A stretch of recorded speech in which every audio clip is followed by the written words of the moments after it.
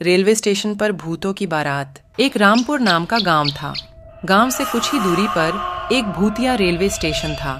गांव के लोगों का उस रेलवे स्टेशन से आना जाना तो क्या, उसके आसपास भी भटकते नहीं थे, क्योंकि उनका मानना था कि उस रेलवे स्टेशन पर भूत रहते हैं। हर अमावस्या की रात उस भूतिया रेलवे स्टेशन से भूतों की बारात निकलती है, वह भी पूरे गाजे बाजे के साथ। बारात में एक भूतिया दुल्हा अपनी पूरी पलटन के साथ गांव में आता है और एक जवान लड़की को अपने साथ ले जाता है।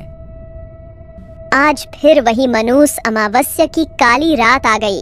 घर में एक जवान बेटी है, कैसे मैं उसकी रक्षा करूं? घबराने की कोई जरूरत नहीं है। मैंने घर के सभी खिड़की दरवाजे बंद कर दिए हैं। कोई भी दरवाजा खटखटाएगा तो खोलना मत। आज हम में से कोई भी पूरा रात नहीं सोएगा। तभी दिनेश की बेटी रूबी बोलती है, पिताजी, मुझे कुछ होगा तो नहीं ना? मुझे उन भूतिया बारातियों के साथ नहीं जाना। मेरी बच्ची, तेरे माता पिता के होते हुए तुझे किसी से डरने की जरूरत नहीं है। पूरा गांव दहशत से अपने अपने घर में छिपकर बैठ जाता है। तभी गांव में ढोल और शहनाई की आवाजें आने लग जाती हैं। आवाज इस भूतिया बारात की ही थी, जो रेलवे स्टेशन से निकलकर गांव की तरफ। गांव वालों, दिखाई और सुनाई नहीं देता क्या? तुम लोग को तो देखो, बारात आई है, हमारा स्वागत नहीं करोगे? मेरी दुल्हन कहाँ है? कहीं दिखाई नहीं दे रही मुझे। अब भूतिया बारात गांव में आ चुकी थी। सुनीता अपनी फूल जैसी बेटी को एक कोने में छुपाकर बैठी हुई थी। तभी भूत आगे की तरफ बढ़ता है और जोर जोर से हंसने लगता है।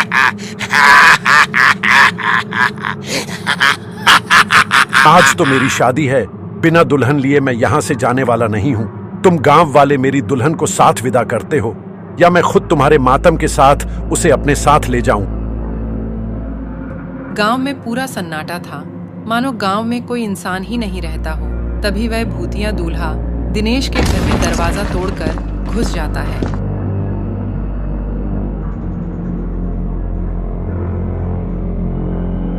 तुम्हारा दामाद आया है, स्वागत नहीं करोगे अपने दामाद का? मेरी बेटी को छोड़ दो, वो अभी बच्ची है, उसकी अभी शादी की उम्र रही है। बेशक तुम मेरी जान ले लो। मुझसे झूठ बोलता है बुढ़े। कल तू ही तो अपनी बेटी के लिए दूसरे गांव में रिश्ता देखने गया था। मुझे सब पता है, सब पता है मुझे।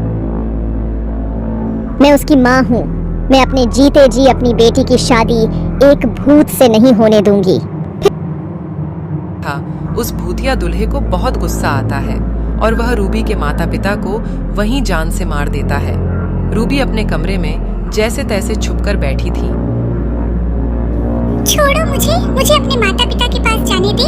पर वो भूत उसकी एक नहीं सुनता। वो रूबी को अपने साथ उसी भूतिया रेल स्टेशन में ले जाते हैं। अगली सुबह होते ही प्रियंका और उसके परिवार के सांस में सांस आती है। कल तो हमारी बच्ची बाल बाल बच गई, पर जो रूबी के परिवार के साथ हुआ वह बहुत बुरा हुआ।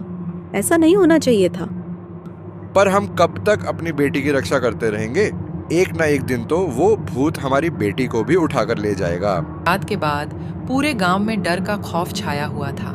हर जगह मातम बिखरा हुआ था। गांव वाले मिलकर रूबी के माता पिता का अंतिम संस्कार कर देते हैं, लेकिन पूरे गांव वालों की जुबान पर बस भूतिया बारात की ही बातें थीं। अरे गांव वालों, ये सब कब तक चलेगा?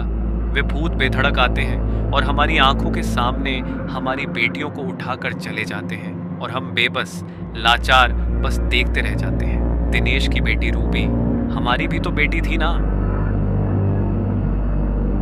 बिल्कुल सही कह रहे हो। इस गांव की हर एक बेटी तो हमारी बेटी जैसी ही है। उन सब की रक्षा करना हम सबका फर्ज है। हम सब गांव वाले मिलकर उस भूत का सामना करेंगे, तुम चिंता मत। सब सही है भाई, लेकिन हम कब तक अपनी बेटियों को कंवारा रखेंगे? जिसकी भी बेटी जवान और शादी के लायक होती है, पता नहीं कैसे उस भूत को पता चल जाता है और वह उसे उठा के अपने साथ ले जाता है। मेरी बेटी भी है और उसकी भी अब शादी होने वाली है। मैं कैसे अपने कलेजे के टुकड़े को उस भूत के हवाले कर दूं? अगले दिन पूरा गांव मुकेश की बेटी प्रियंका की शादी में लगा था।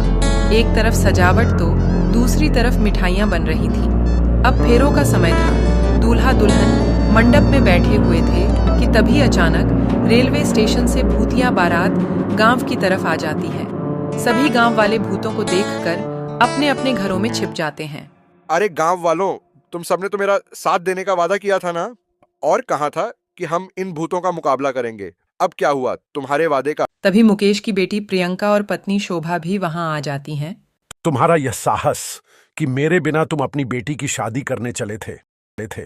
जैसे ही भूत प्रियंका के माता पिता को मारने वाला होता है कि तभी प्रियंका उसी भूतिया दूल्हे के सामने आ जाती है और कहती है, अच्छा छोड़ दूं इसे, मैं बस एक ही शर्त पर छोड़ूंगा, अगर तुम मेरे से शादी करोगी। आप मेरे माँ बापूजी को मत मारिए। नहीं नहीं मेरी बच्ची, शादी के लिए तू हाँ मत करियो। तेरी शादी से अच्छा है कि यह भूत हमारी जान ले ले।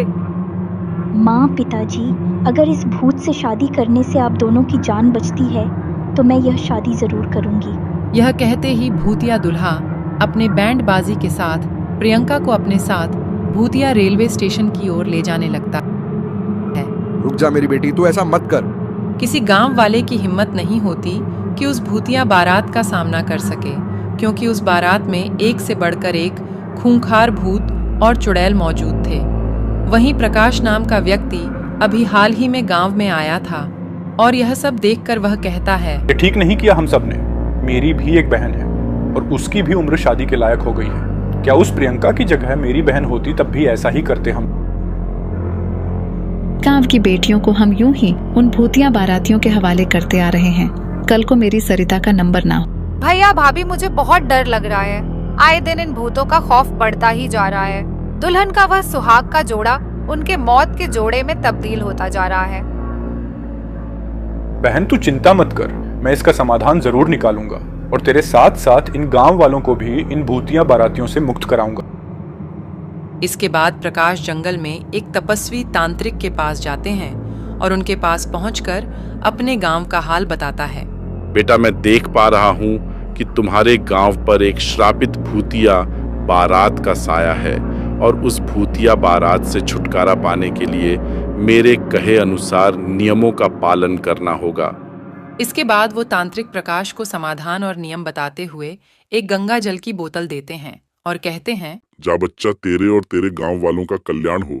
जी तांत्रिक बाबा। जिसके बाद प्रकाश गंगा जल लेकर गांव आ जाता है और सभी गांव वाले से कहता है, भूतिया बारात से छुटकारा पाने का एक उपाय मुझे मिल चुका है, लेकिन इस काम को पूरा करने के लिए मुझे आप सबका साथ चाहिए होगा। हम सब तुम्हारा साथ देंगे, बताओ क्या करना है। बस आप सब एक काम कीजिए कि आज की रात शादी का प्रबंध कीजिए, बाकी सब मैं संभाल लूंगा। प्रकाश के ऐसा कहते ही पूरा गांव शादी की तैयारी में लग गया और ऐसे ही अब रात हो चली थी और शादी की बात उन भूतिया बारात को भी पता चल गई थी। जिसके बाद वो भूतिया बारात बैंड बाजे के साथ गांव में बताओ कहाँ है मेरी दुल्हन। ये रही तुम्हारी दुल्हन, कर लो अब शादी। भूतिया दूल्हा मंडप में एक दुल्हन को देखता है और उसे अपने साथ भूतिया रेलवे स्टेशन के अंदर एक पुरानी सी ट्रेन के डिब्बे में लेकर चला जाता है, जहां पर बहुत सारे कंकाल ही कंकाल पड़े हुए थे। तभी वह दुल्हन घूंघट उठाते हुए कहता है, धोखा हुआ है मेरे साथ, धोखा, मैं तुम्हें नहीं छोड़ूंगा। भूत के ऐसा कहते ही प्रकाश अपने हाथों में छुपाए हुए गंगा जल को उस ट्रेन में पड़े कंकाल के ऊपर छिड़क देता है और बाहर निकल जाता है। जिसके बाद उस पूरी ट्रेन में आग लग जाती है और वह भूतिया बारात उस आग में भस्म हो जाती है। अशोक के इस काम से अब गांव में बेटियों की शादी अच्छे से होने लगती है और सब कुछ ठीक हो